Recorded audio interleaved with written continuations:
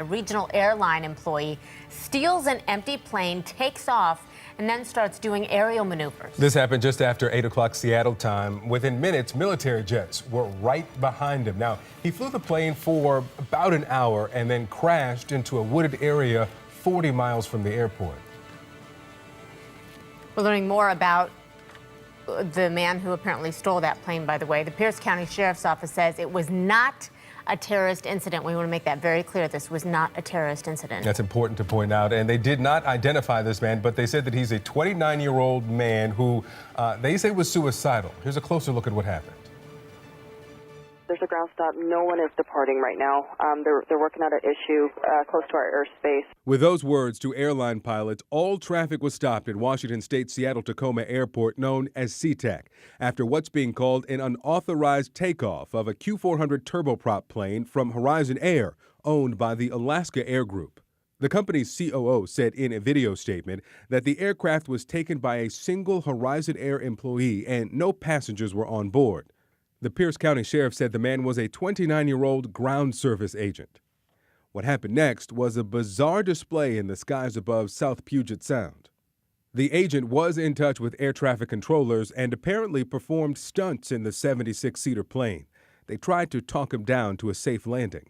Congratulations, you did that. Now let's try to land that airplane safely and not hurt anybody on the ground. All right.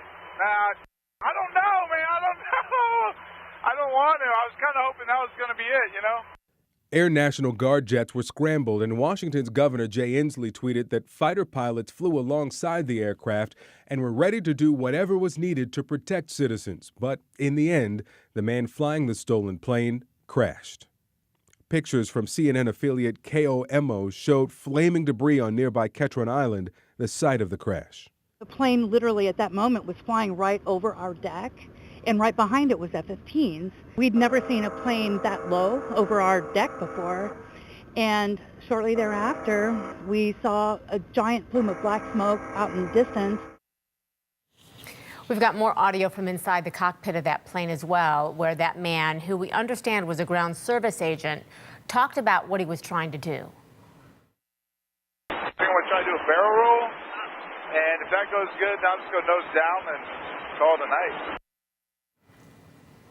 All right, joining us on the phone now is John Waldron. John, thank you for being with us. It's a late night for you there on the West Coast, early morning for us here on the East Coast. We'll keep it short. You looked up, saw those fighter jets escorting the stolen plane. At any point up to that point, did you realize or recognize that something was wrong, or was the presence of those jets the first sign for you? Well, we have two large military bases within about 10 miles from where this all happened. So it's not uncommon to see, fighter aircraft up in the air. But to see them in the manner they were flying and at that location where they were at was a little bit bizarre. So I started to tape the aircraft. And then out of nowhere, the guy that was flying this Q400 just pulled the stick back and put this thing into a complete loop, and I honestly thought he was going to stall and hit the water. But, it was just very shocking to see, so I just kept taping, and I was completely unaware of what had actually happened at the airport. I had no idea the plane had been hijacked or what was going on. But it appeared that the two fighter jets were escorting him. They were alongside of him, then they would trail behind him. I don't know what they were trying to do at that time, obviously, because, like I said, I was unclear about what actually was going on. And then he headed down toward where he eventually crashed at. He actually pulled the nose back up again, and I thought he was going to stall again. And he made his way down towards Steilacoom. I looked again. He was in a nosedive, and he went into the ground, straight in the ground. I saw a brief flash of flame and a big plume of smoke, and then the sound of the explosion. And I just had a bad feeling that it wasn't an exercise or anything. I just knew he had crashed at that point. So, yeah, you said earlier that everyone was literally frozen in place. What conversations were you having? What were you thinking? What were you all standing there, in that moment?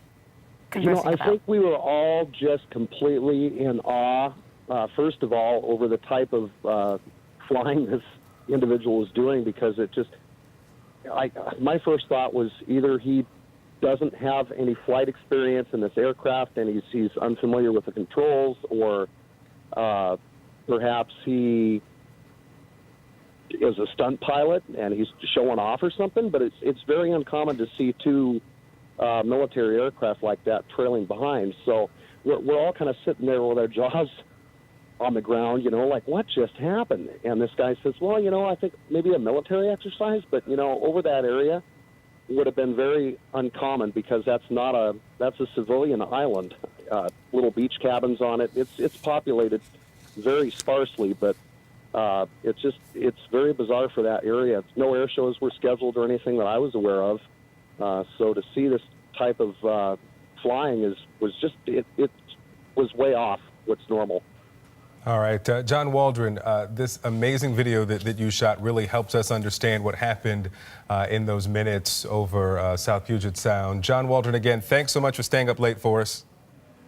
Oh, you're welcome, sir. Thank you. It's a pleasure. Thank you, John. All right, joining us now to talk more about this, Mary Schiavo, CNN transportation analyst, former inspector general for the Department of Transportation, and Lieutenant Colonel Rick Francona, CNN military analyst. Good morning to both of you. And I'm going to start here before we get into the psychology of this ground service agent and all the particulars. The big headline question is, how in post 9/11 America does a ground service agent get access to a plane and have the possibility of doing something like this? Let me start with you, Mary. Well, and this was a question that Congress asked just last year. The House Homeland Security Committee put out a report, and they were calling on the TSA to do enhanced background checks, beef up the screening at airport workers. There are 900,000 airport workers at 450 U.S. passenger service airports, and they, in some cases, don't receive the same screening that passengers do. And just last year, Congress passed a bill to enhance the screening and the access controls for these employees.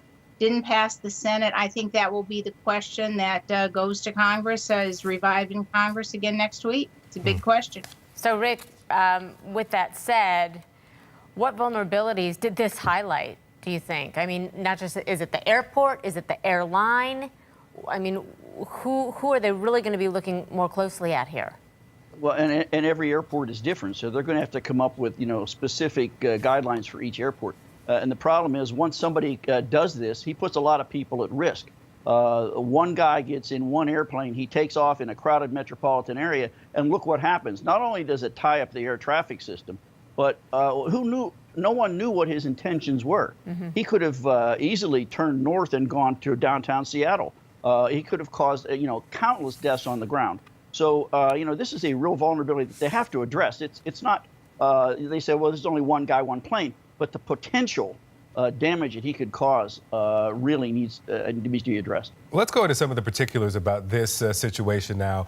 Earlier, the sheriff there in Pierce County referred to him as a mechanic. That's the job title that was what we were learning in the early moments after the breaking news. We now know that he was a ground service agent. First to you, Mary.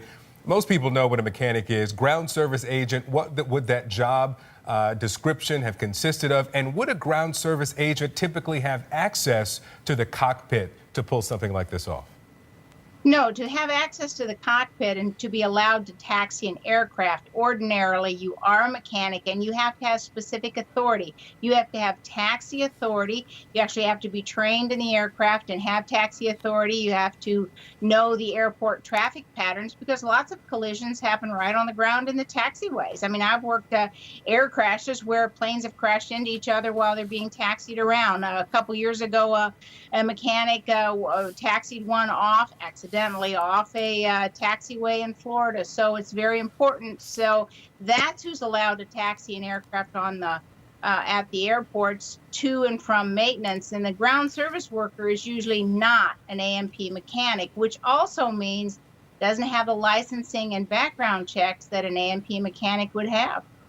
So Rick, when we talk about the military jets from Portland that followed this plane, and we need to point out again, these military jets, as is being reported, had nothing to do with this crash in terms of the consequences of what we're seeing. But you brought up a very good point about intention. Help us understand what those military jets, how they may have been communicating, what may they have been hearing about as they try to follow this guy, not having any idea of what his intentions are. Yeah, they were scrambled out of Portland. It's about 100 miles away. They were going supersonic, so they could close that distance in about 9 minutes. So they were on the scene almost immediately, and they took up positions behind and above this aircraft, and then they made visual contact with the aircraft. But they were trying to establish voice contact, which I don't think they ever did. Of course, they're getting information not only from Seattle Air Traffic Control, but also from the Western Air Defense Sector, which just happens to be located at that Air Force base in Seattle.